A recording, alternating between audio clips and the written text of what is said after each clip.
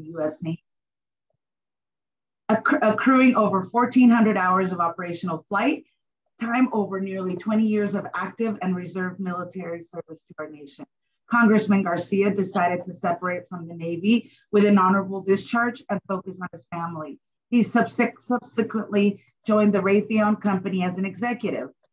Congressman Garcia is a native of Santa Clarita since moving to Saugus in 1983 with his mother and stepfather at the age of 7. From a young age, Congressman Garcia yearned to serve his nation.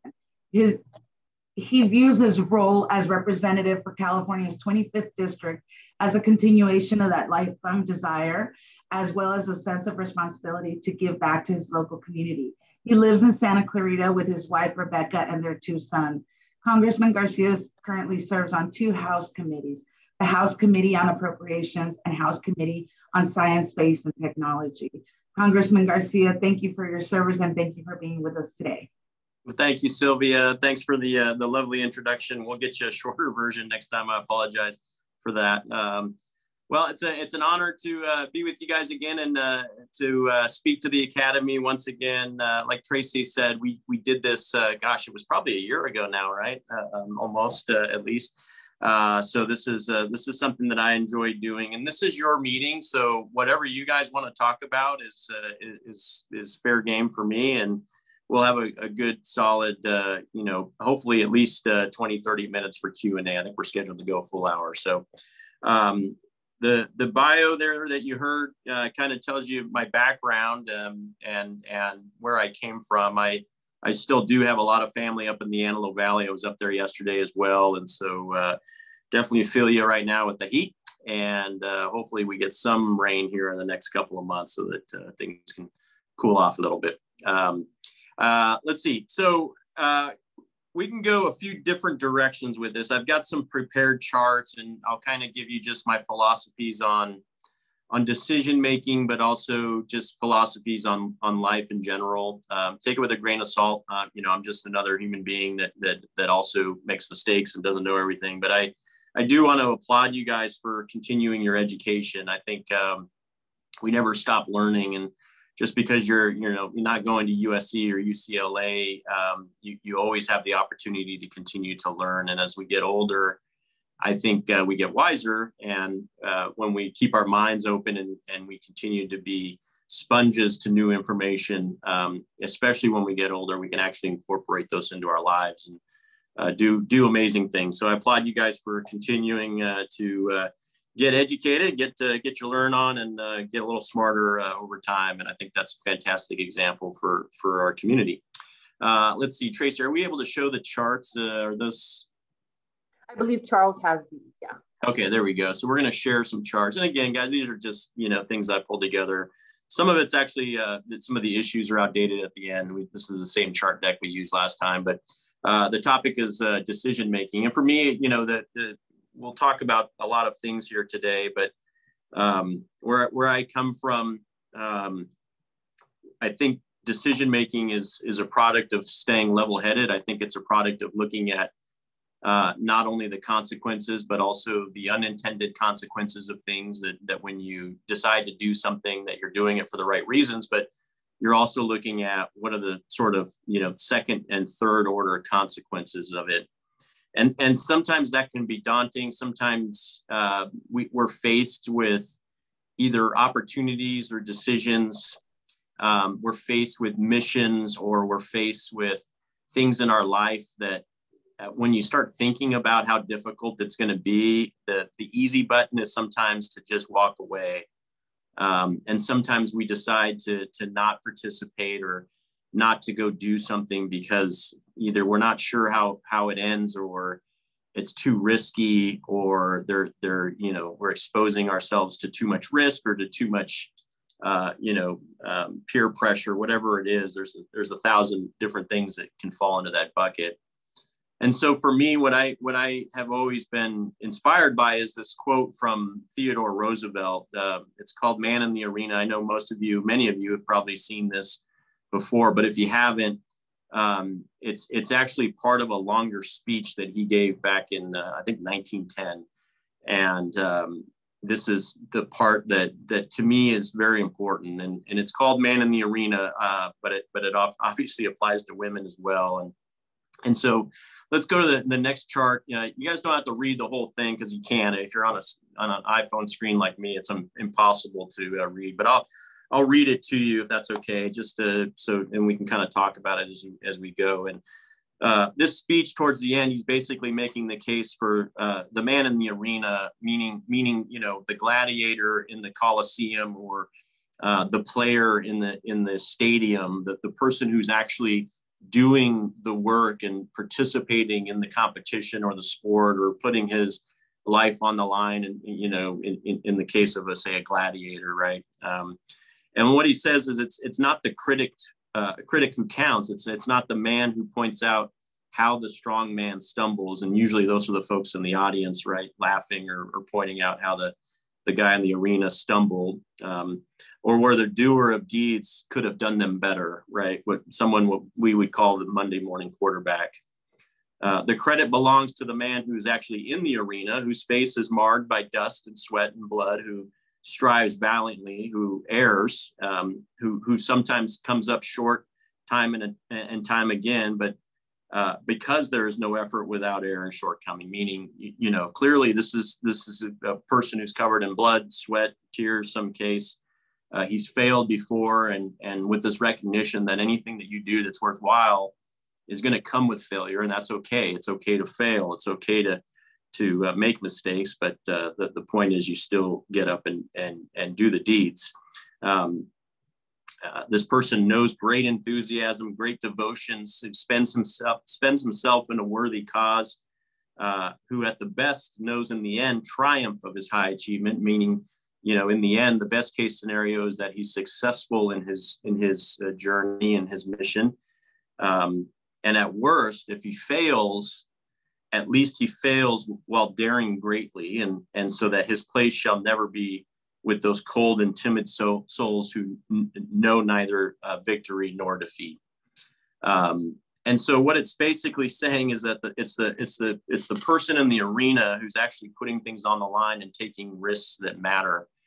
And I think it's important in this modern era, especially if you have kids or grandkids, to teach this to the younger generations, because it's easy to be a critic in this modern era, right? It's easy to throw spears and say, oh, so-and-so could have done this better. Everyone's got an iPhone now. Everyone has the opportunity to film people, in sports making mistakes. Everyone has an opportunity to go on social media and bash people anonymously without any accountability. And so we've got to make sure that we're giving, maybe less credence and less attention to the critics, and giving more honor and giving more credibility and respect, frankly, to the folks who are willing to take on those noble deeds and take on those missions that are sometimes very risky. And I think that, we all do this on our normal lives in different degrees. And literally there's an example every day where we can choose to do the right thing or choose to do nothing. And for me personally, I've always been driven by a desire to just do the right thing and to do what's right, especially for my country. I love this country. We're not perfect, of course. No country has ever been perfect, but I do think that we are the best country on the planet. And for me, I was willing to put my life on the line for this country. I was willing to, go off the front end of an aircraft carrier at night in the middle of the ocean and go into another nation's sovereign territory, penetrate that airspace, and protect young Marines on the ground marching north, in this case in Iraq, into Baghdad. And to do that over and over again for years and several combat missions, it's a testimony of what I was willing to do for my country. And running for Congress was an extension and sort of a continuation of that. There's literally no limit to what I would do for this nation. And sometimes that comes with sacrifices, and it certainly comes with critics. It certainly comes with people, on the sidelines talking about how we can do things better. But in the end, I'm honored to be in this arena. I'm honored to be able to serve again in this capacity. And I think we're doing a good job representing the Antelope Valley. We can talk about all the issues, of course. So that's sort of what drives me at a very high level. I'm driven by what I call the 4 C's. When I'm faced with a decision, it's God, country, family, but it's also the 4 C's when it comes to things. And it's not on this chart. I think it's on another chart. But the 4 C's are the Constitution, capitalism, competition. You need both of those. Capitalism without competition is not capitalism. It ends up being sort of monopolies and a ruling class that can take advantage of consumers. And then the 4th C is charity. And so in this role, every decision I make, every vote I take is anchored to one of those 4 C's, primarily the first 3 C's, but especially the Constitution. I look at the Constitution. I've read it several times. If you haven't, you should. It's actually not very long. I keep little copies of this pocket Constitution. And it's a simple document. It was written, 200 years ago or so. And, but it's still very relevant. Okay. It's still very easy to read. And frankly, it's easy to digest. So any decision I make in this official capacity is anchored to the Constitution, to capitalism, and to competition. But I think a lot of our country's problems can be solved by those 4 C's if we adhere to the Constitution, treat everyone equally, equal rights for everyone, equal access for everyone, but also, reward success, reward competition, reward folks who work hard. But I also think that charity is a lot of the answer. I visited a few organizations yesterday that are local resource centers for mental health for children and food pantries. And this is where we solve problems. The federal government's not good at solving problems. The federal government's good at defending the country. It's good at providing resources and massive infrastructure programs and a military, for instance, but it's not good at solving problems at the community level. The communities are good at solving problems. And a dollar spent out of Congress on something like homelessness ends up behaving like 15 cents by the time it gets to our communities. But a dollar spent by local charities, like the ones we have in the Antelope Valley and Santa Clarita Valley, ends up behaving like 85 to 90 cents, depending on the charity at the local level. So this is how we gain the best efficiencies. And so that's just a very high level of what anchors me and what I think are the things that are going to help solve this nation's problems. And we do have a lot of problems right now. The first bullet on this chart is speed is life.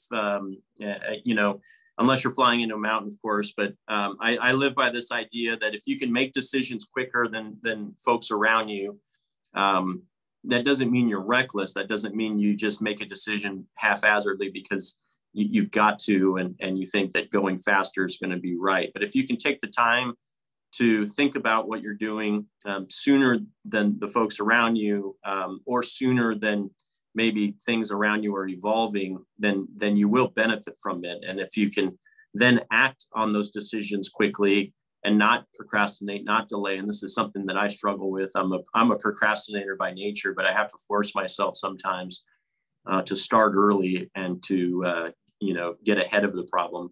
And it's not just necessarily a competition between human beings. It may be things in your life that are going to take weeks to do correctly. And if you can start that process earlier, you're typically going to be in a better position. If you can make decisions earlier, you're going to be in a better place as well. And so all that said, if you're flying into a mountain, if something's going terribly wrong, then you do need to slow down. You do need to hit pause and take a break. And we see this in a lot of companies that are making mistakes, or they have policies that are creating a really terrible culture.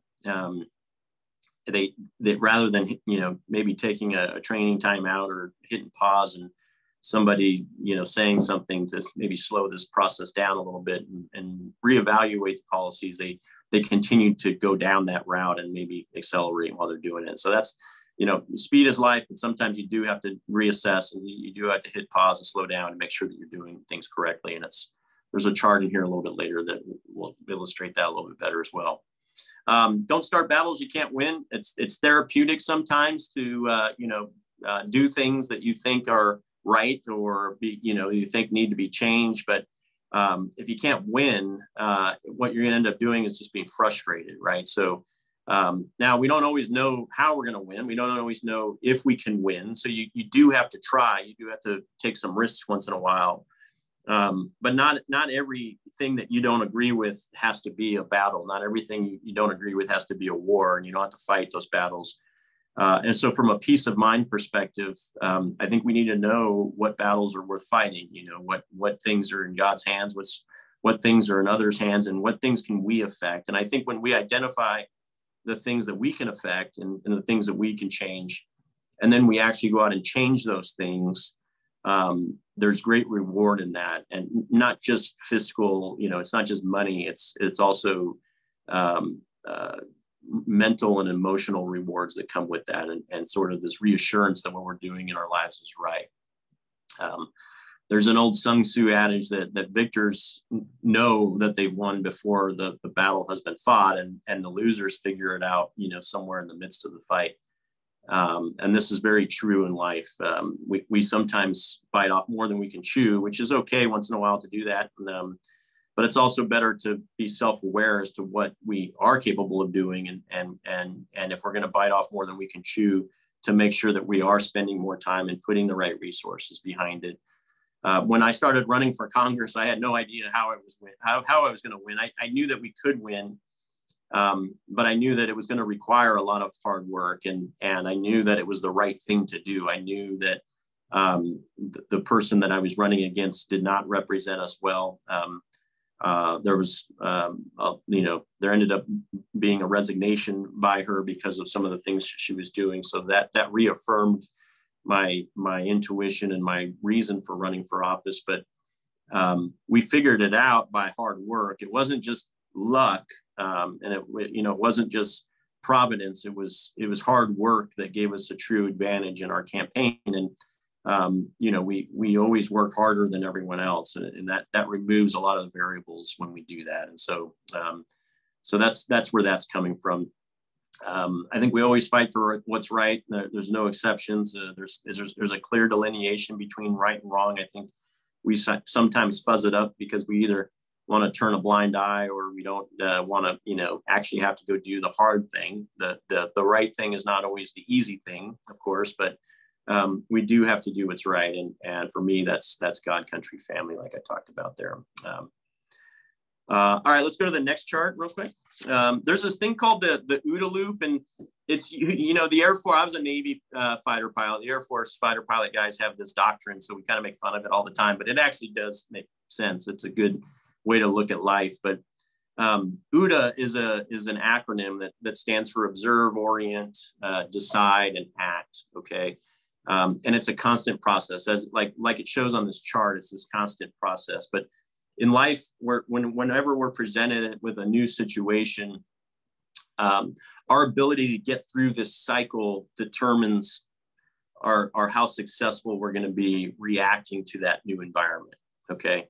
And it sounds very academic right now, but when you think about it, and then if you apply this to something at home or something at your work or in your life, it'll make sense.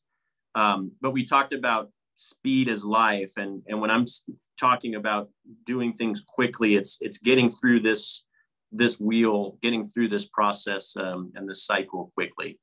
The observe part comes from just taking inventory of what's happening around you. It's understanding, you know, what exactly is the situation I'm in, and what is in the situation that I'm trying to either change or survive, and you know, what's in this environment that's either good for me or bad for me. And then orient is quickly figuring out, okay, where am I within this environment? You know, am I in a worst case scenario? Am I in a best case scenario?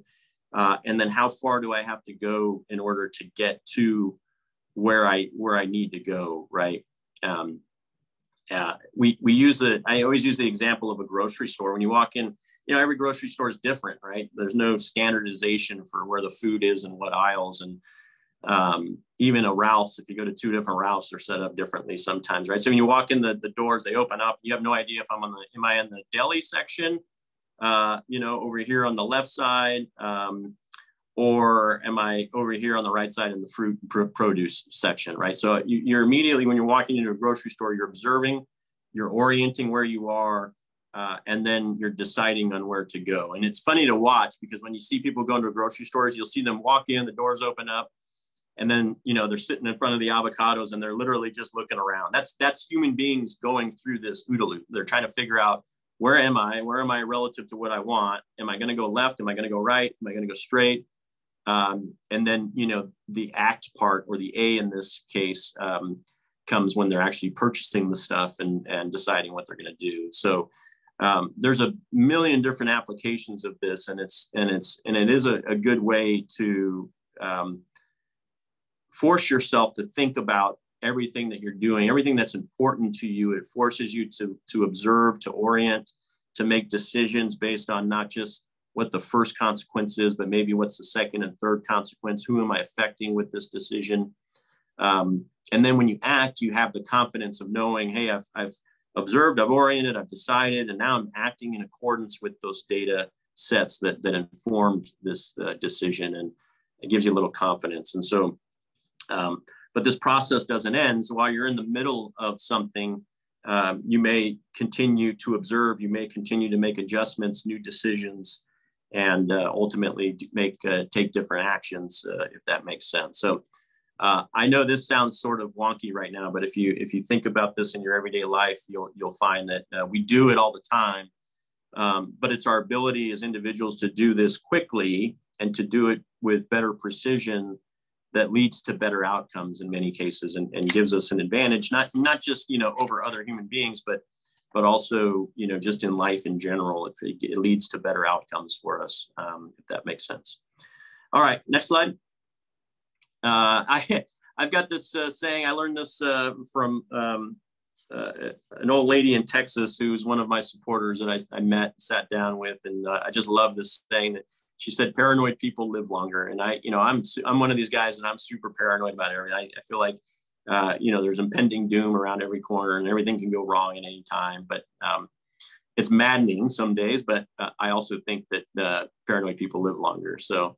But that being said, we can't be driven by fear. We just need to know that things sometimes do go wrong, and we can make plans. And sometimes plan A is not always the plan that's relevant. And sometimes it's actually, you know, plan Z that actually is the executable plan that is a successful plan. So we got to stay flexible. I teach with my teams, especially on the campaign side, that stress it's not an excuse for character lapses or mistakes. A lot of people, when they're under stress, they'll say things that they don't mean. When the cameras are on, it's easier to avoid that. But we're usually harder on our friends. We're usually harder on our family. We usually say the most hurtful things to people who are close to us, our coworkers, our friends, our family members. And this is where we all need to improve a little bit. Just because we're stressed doesn't mean we treat people with disrespect or we lose our good character instincts, if that makes sense. Some may work harder. Is the old saying, let's work smarter and not harder, right? But imagine a world where everyone actually worked smarter and they worked harder. When we can do both, we can realize better gains. So I don't think it's good enough just to work smarter. I think if you're not a hard worker, you don't go as far as you can. If you're not a smart worker, you don't go as far as you can. So if you can figure out how to work harder, but also work smarter, that's where we will achieve the best results. You know, I think, again, we see that in our everyday life. Anytime we're tempted to take shortcuts, as human beings, more than half the time we will take a shortcut. And sometimes that's not leading to the best result. But we talked about the 4 C's. We don't need to go into that anymore, but that's them captured there. So for me in this role, decision making in Congress, I kind of talked about it already. I am first anchored to the Constitution. If it's not a clear constitutional argument, or there's not a clear constitutional path for yes or no. By the way, when I vote, I only have the option of yes and no. I do have the option of saying, I'm present, but not really saying yes or no, but you don't typically want to do that. That's not our job. So it's got to be very clear if it's constitutional or not. And if it's not a constitutional issue, the next question that I ask is it good for the country? And sometimes some things are good for the country, but they come at the expense of someone else, a demographic, a certain group of Americans, right? And the glaring example of this right now are some of these big government spending bills that we've been voting on. I've been voting against them because they feel like they're good for the country. And there's a short-term high. It's like drinking a margarita, right? You drink the margarita, you crave the margarita. We all have that, Friday afternoon thirst for a margarita, and then we drink the margarita, it tastes good, and we feel great afterwards for about 15 minutes. And then, within an hour, we've got a headache, and within an hour, we're feeling bloated. And when there's other things going on, like the rest of the Mexican food that we ate, we end up feeling like crap. And the next day we've got a hangover, right? That's what these spending bills are like. They sound good. Everyone hears that, oh, we're going to be giving incentives for this. We're going to be giving incentives for that. We're going to be spending government money on this and that. And all these problems are going to go away. The problem is these problems don't go away. And ultimately, this money is your money. It's your taxpayer money. And it's all going to come back to roost. It's going to boomerang on us in the form of higher debt, which we have now. We have $31 trillion in debt, which is a record high debt. It's going to come back in the form of higher taxes. And if we only tax the corporations or people who make a certain amount of money, if we raise their taxes, they don't lose money when we do that. What they do is they cut costs. And one of the biggest costs in businesses is labor. So when they're cutting costs, they're actually cutting labor. And so the lower and middle income families get affected even when we raise taxes on the super wealthy. And so this is why I've been voting against these. So sometimes there's what's good for the nation. It may look like it's good for the nation, but again, those second and third order consequences and results are actually bad for the country. We got to keep going through that OODA loop cycle and figuring out why it's good or why it's bad. And then if I can't clearly answer, is this piece of legislation good for the country or not, or, it really doesn't make a difference for the country, I'll ask, does this make a difference for our district, right? By the way, our district right now is Antelope Valley, Santa Clarita Valley, and Simi Valley and Porter Ranch, with Acton and Agua Dulce in there as connecting areas as well. The new district in next year's session we will lose Simi Valley, but we gain pretty much the rest of the Antelope Valley, so all of Quartz Hill and Lancaster. So that's the district. And there have been a few bills that I've voted for that I didn't think were necessarily the best thing for the country, but they were good for our district, okay?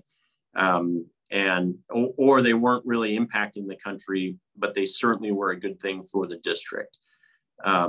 And then above all things, it's, not above the Constitution, but right below that is this sort of, is it helping our country? Is it helping our district become more secure? And in the end, I don't care what party you're in. I really don't, by the way. I'm not a big party guy. I'm a registered Republican, but I'm an American first. And I think we need weaker parties and stronger leaders. But above all things, what I'm interested in is providing security for our nation, for security for our neighborhoods, security for our schools, for our kids, for our economy, making sure that we continue to keep Social Security whole and we don't, jeopardize that. A lot of people threatening that right now. And so for me, it's all about security. And when you look at security, it's about, lower taxes. It's about allowing us to write off our state taxes at the full level. It's about supporting law enforcement. It's about making sure that we're bringing the big investments into the Antelope Valley, or the Aerospace Valley, as we call it, with not only Plant 42, but all of the businesses around Plant 42. That's the economic backbone of our neighborhood. And, that is economic security. And so these are the things that I've been fighting for. We talk about, when it comes to neighborhood security, we had these massive problems with these cartels coming in and setting up these illegal marijuana grows in our backyard. You guys saw it in Antelope Valley. I led that charge about 1.5 years ago. We started seeing these things just pop up everywhere. And I called Sheriff Villanueva, and he and I partnered. We brought in the federal government, state government, and then the local city governments helped out as well. 4 counties participated in these raids. And hopefully what you're seeing now is very few of these marijuana grows now in our backyard. They've started moving indoors, but we are going after those guys now. And through that process, we were able to get over $1 million of federal money to our LA County sheriffs in direct support of that. And that gave them flexibility to keep sheriffs on the payroll and keep them working in a time, frankly, where a lot of the county folks were literally defunding our sheriffs, which is very dangerous. So with that, guys, I've got another slide here, but we can skip through this slide. I'd rather get to the questions. And so like I promised, hopefully we get a good 20 minutes of Q&A here. And Tracy, I think you'll moderate that. Absolutely. So thank you so much. If we can get a virtual or an actual round of applause. Thank you so much, Congressman, for the presentation. We appreciate it. And now at this time, as he mentioned, if you have a question to ask the Congressman, you can either raise your hand, or if you don't want to raise your hand and actually speak, you can put it in the chat, and we can take those questions. And I'm not sure, Charles, did you want to stop sharing so we could see everyone? There we go. And so, yeah, so as I mentioned, if you want to raise your hand, and so we have one. So let me take, Sean is with Senator Wilk's office. If Sean can take himself off mute and ask your question. Hey, Sean. Hi, thank you, Tracy, and thank you, Congressman. It's an honor to be here. So my only question would be, what are some of the best practices that you would say to prevent procrastination? Because that's like, is it coffee? Like, what is it?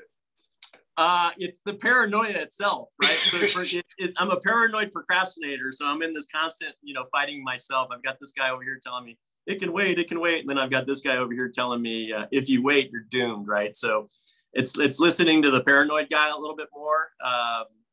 But as we evolve and as we get more comfortable with our job or whatever it is, we realize that, hey, I can actually do this in 1 minute, right? Or I can do this in 1 day. And so it's not really procrastinating if it's something that you really don't need more time for.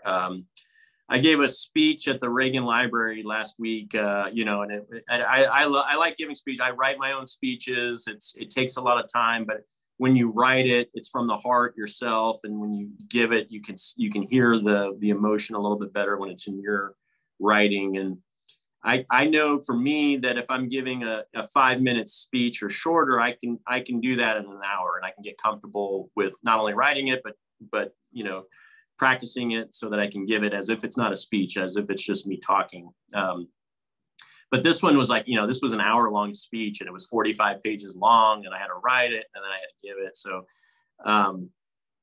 the procrastinator in me was like, well, give it 3 weeks before the event, you'll be fine. And I convinced myself that was what I was going to do. And at about 6 weeks before the event, I just woke up in the middle of the night in cold sweats, and I was like, no, dude, you're gonna fail at this if you wait till 3 weeks. So this is a big deal.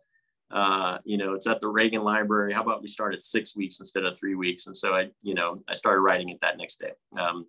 So that for me, that's it. And if you need, someone to keep you on timeline, to keep you honest on what needs to be done, tell a friend, tell a family member what's stressing you out, and they'll remind you every night, as politely as they can, but hey, what's going on with this thing that you were talking about the other day? You started that, right? And if you get annoyed by that, then that means you're probably procrastinating a little deeper than you want to. It means you're probably not comfortable with yourself. So good question though. Thank you so much, Sean, for the question. Karen has raised her hand. Karen, if you can take yourself off mute and ask your question. Hey, Karen.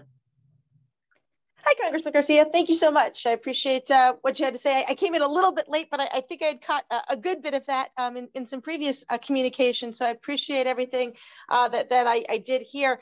I was curious, what would you suggest to small scale that down for decision making, maybe at kind of a level that isn't necessarily nationally based?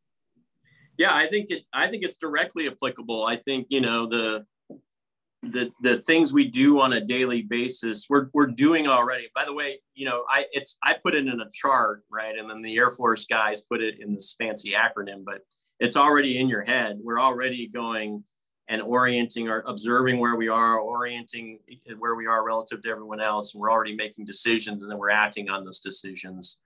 But this, you know, cognitive inventory of that process forces us to think some things through so that it's not just, you know, either an emotional reaction or it's not just this instinctual action, that it's actually the brain is part of that process as well. And we're refining things as we go along. So I think it's directly applicable to everyday things. It doesn't have to be a national thing. When it comes to politics and policies at the local levels and the state levels, when I talk about, you know, the Constitution and capitalism and competition, I think it's important.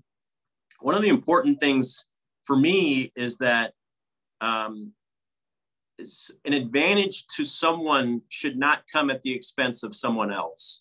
Okay. And sometimes our government, our federal government, our state government, even local governments will try to help a group of people out, which is a noble thing to do, but it's actually coming at the expense of someone else, if that makes sense. And so for me, that's an infringement on First Amendment rights, 14th Amendment rights to the whole country, okay? And so I think we've got to be very careful as elected officials. It's very easy to say when you're running for office, for instance, that I want to give this group of folks this, right? And make promises to them. But when you start looking, okay, well, how do I pay for that group of folks? An example is forgiving student debt, right? A lot of politicians in the last few years have been running on this notion that they're gonna forgive everyone's student debt. Well, that doesn't just go away. That those banks, those schools that underwrote those loans are still going to get paid. It's just now taxpayers who are paying that money. And so the rest of the country ends up paying for these educations that don't benefit the rest of the people. They benefit those individuals who got the education, but we're going to see our taxes go up now as a result of that. We're going to see our debt go up as a result of that. Okay.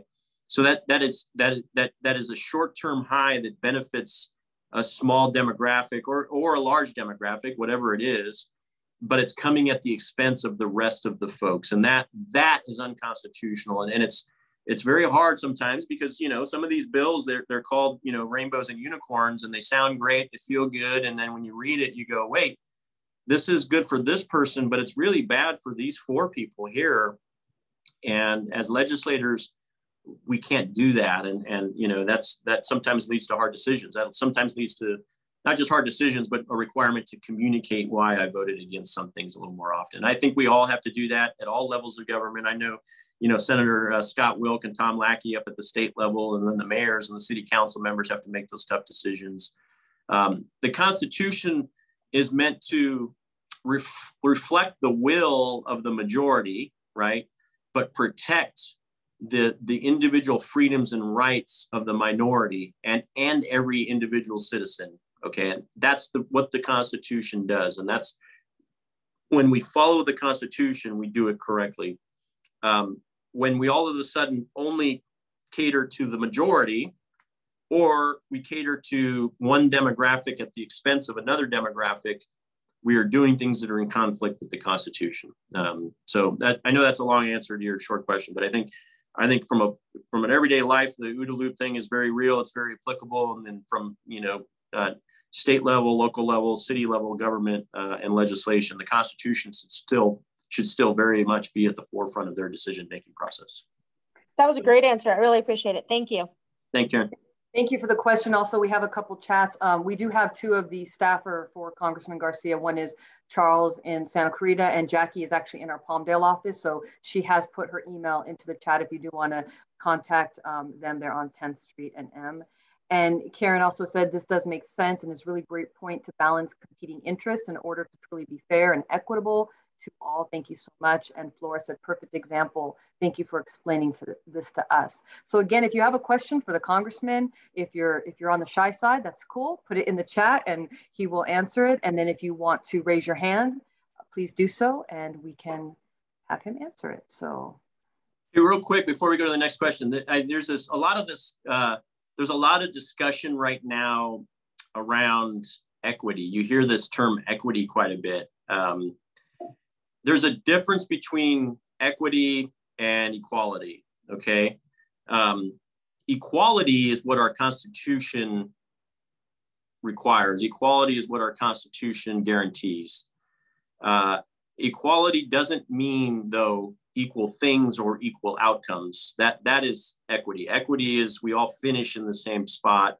Equality is we all have access to the same things, and where we finish is a product of how hard we work and how we utilize our resources around us, okay? So equality is Constitution, equity is politician speak, and I'll explain what I mean by that here shortly. The metaphor I always use is, this came to me about 2 months ago when I was at LAX getting on a plane. You walk up to the terminal and as you're going to your gate, you can go up the stairs or you can go up the escalator. And we literally have access to both of those ways of getting up to the top of the terminal. We can go up the escalator and it's going to be slower, but it's going to be easier, right? I get to just stand there. And if I want to, I can actually walk up the escalator as well. That's a lot more work. Or I can go up the stairs. And if I want to, I can actually run up the stairs, okay? And that determines when we get to the top of the stairs. Equality is having equal access to both of those opportunities. And then equity basically says, hey, it doesn't matter whether you took the escalator or the stairs, we're going to put you back in line where you started. And so it does actually come at the expense of someone else. It doesn't reward hard work. It doesn't reward, people going the extra mile. So it's a very dangerous thing. And there's a lot of politicians right now that are running on this notion of equity because, again, it sounds good and it feels good and people don't understand the difference. But there's literally billions, tens of billions of dollars in close to $100 billion of dollars being spent on equity projects. And the irony of that is that these are your taxpayer dollars now being spent on things called equity projects that are actually coming out of your pocket to pay for. Okay, so again, it's coming at the expense of someone else. And so we've got to be really careful that we understand that there is a difference between the two. Socialism and Russia and Cuba practice equity, and they end up all. Sorry, I got a phone call. They end up all tied for last place when they do that. Our Constitution in our country, one of the reasons it's special is because we value equality. We ensure equality, but we also reward and recognize people working harder and the successes that come with that, if that makes sense. Thank you, Congressman. Again, if you're wanting to ask a question, you just need to raise your hand and take yourself off mute, or you can put the question in the chat. Did I see somebody go off? Donna Gaddis has raised her hand. So Donna, if you want to take yourself off mute. Don, I'm not sure we can't hear you. No.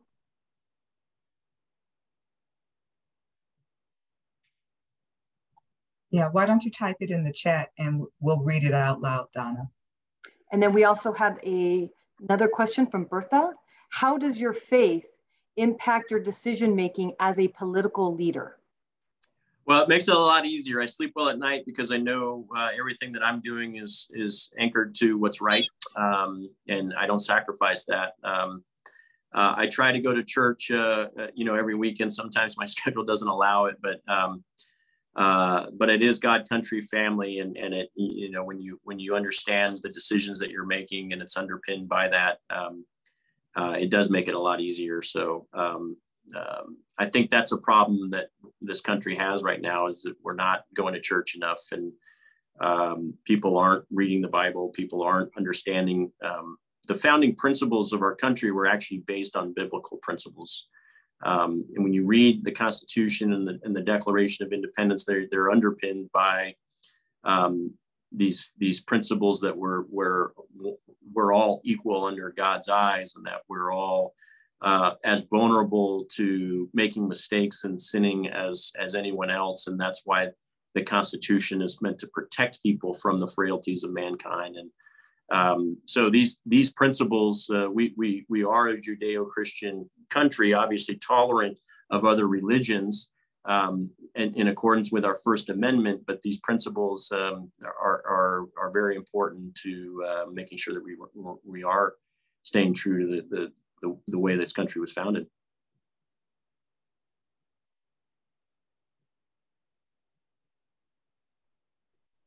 Tracy? Yeah, I just had to yell at Pippa. My dog is barking because the water guy's here. We have a question from Donna Gaddis. Donna, thank you so much. For those of us working in the 4th C charity, how do we empower people to succeed when just giving things out is the easier way to go?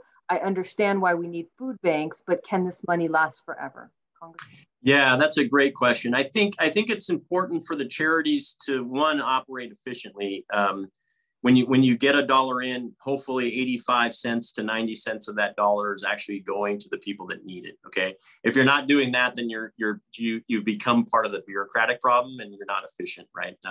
So people will stop investing in you. People will stop donating to your organization. So you have to show those efficiencies. So you hold your own operation accountable, but we also have to hold the recipients accountable. And people sometimes get addicted to charity, and it sometimes prevents them from figuring out how to become less dependent on either government programs, or it prevents them from becoming less dependent on charities. And so, you know, there's the old adage, we give people a hand up, we don't give them a hand out.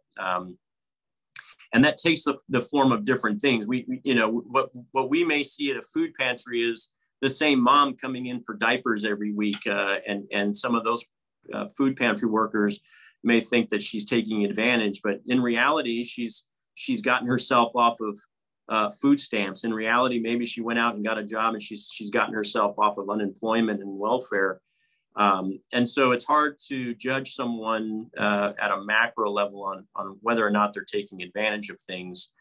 And true charity, like anything else, when we give someone a gift, comes without conditions of judgment, comes without conditions of,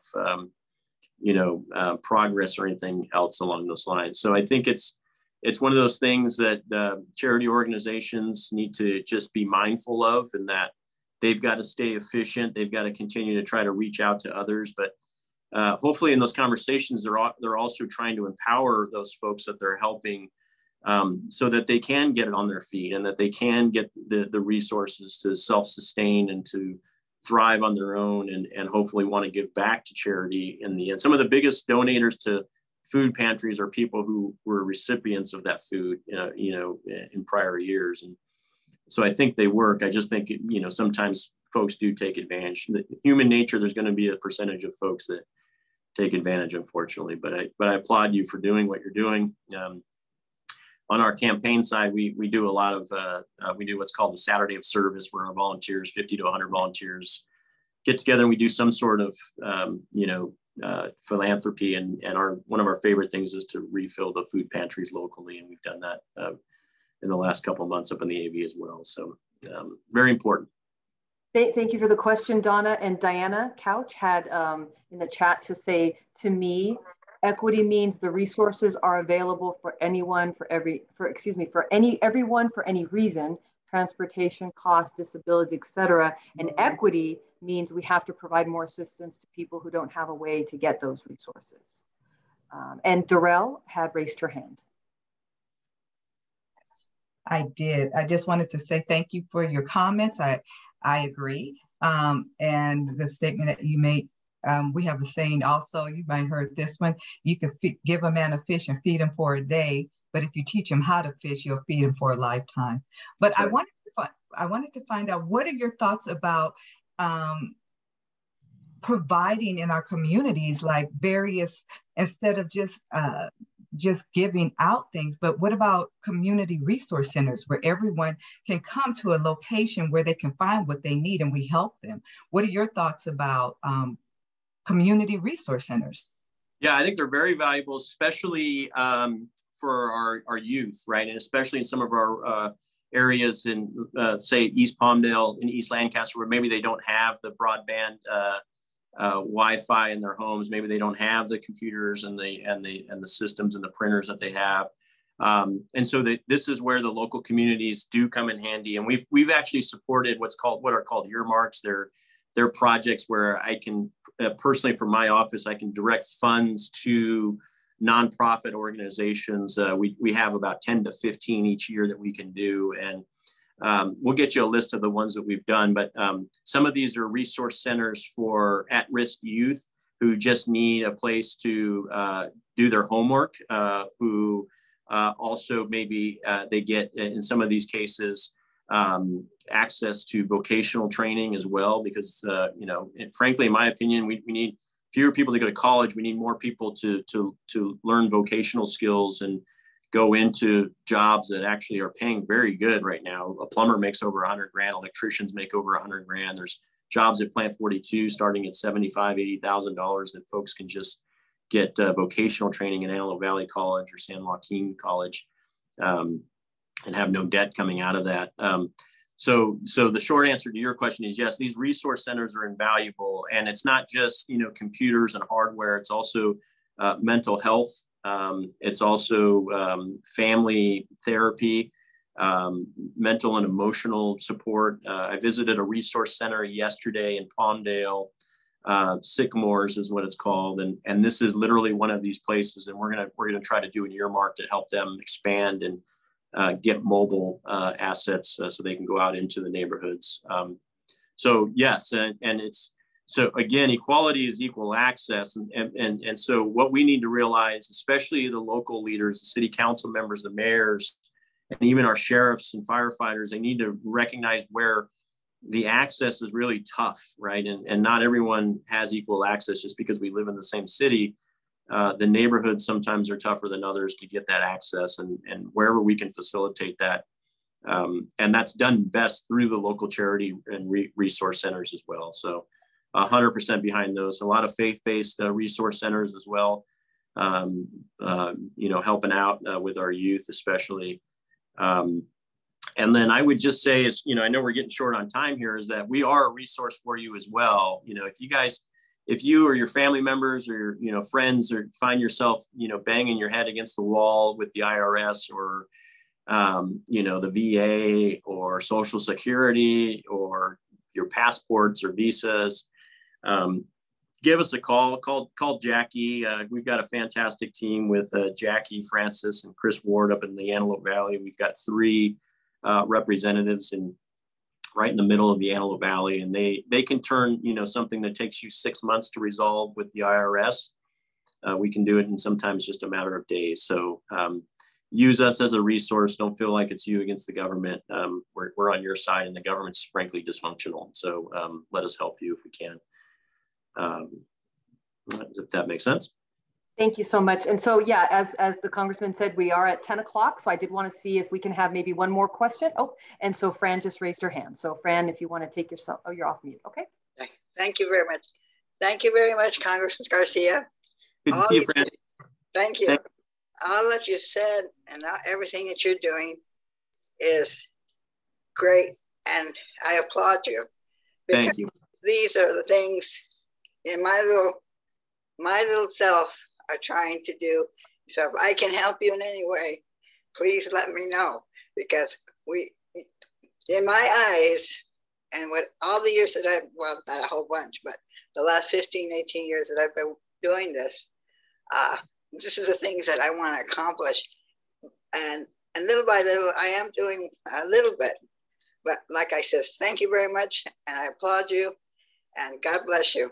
Well, thank you, Fran. I know you're 35 years old, but you're still working hard. And, I applaud you by staying engaged and still trying to shape minds. And I think the most dangerous weapon right now is a young mind that doesn't have mentorship, that doesn't have the principles and values being instilled in them. I don't care what race you are, what background you come from. I grew up in a rough neighborhood in San Fernando Valley, and if you're raised by good parents and good mentors, good teachers, and just people around you that instill those values, we can develop solid kids and not have some of the challenges that we have. So you're that pillar of hope for our youth. I know many of you on this call are. So just appreciate what you're doing as well. And thank you. Thanks for participating today. Thank you. God bless you. Thank you very much. Thank you very much for the comment, Fran. And then Bertha had a final comment in the chat. She said, I think we need to not limit to charity. We need to empower them to become self-sufficient. Charity is immediate help and justice is transformative, addressing true roots of poverty and seeking systemic change. Program simply giving is only temporary. So that was her comment to the earlier. And I think that's well said. What I like about that is I believe unlimited charity. I think we got to hold charities that are misbehaving accountable as well, but that's part of that process. But justice is the key. And anytime you put a word in front of justice, then it's probably not justice. Okay, if justice is justice, and if we qualify that or condition it in any way, it means it's usually coming at the expense of someone, or it's looking out for one group in particular at the expense of another group. So, but well said. I agree with that comment for sure. And again, I wanted to thank everyone on the call today for the robust conversations and the questions. I think they were really interesting and very engaging. And Congressman Garcia, thank you so much for your answering and your candor. I think at this time, if we could give him another round of applause, either virtually or physically, thank you so much. We really appreciate it. And so I'm going to share my screen here real quick, and we're going to wrap up today's. Thank you, guys. I'm going to sign off, but I appreciate the time, and everyone be safe. Thank you so much, Congressman. Thank you. And so can everyone see my screen? Okay, thank you.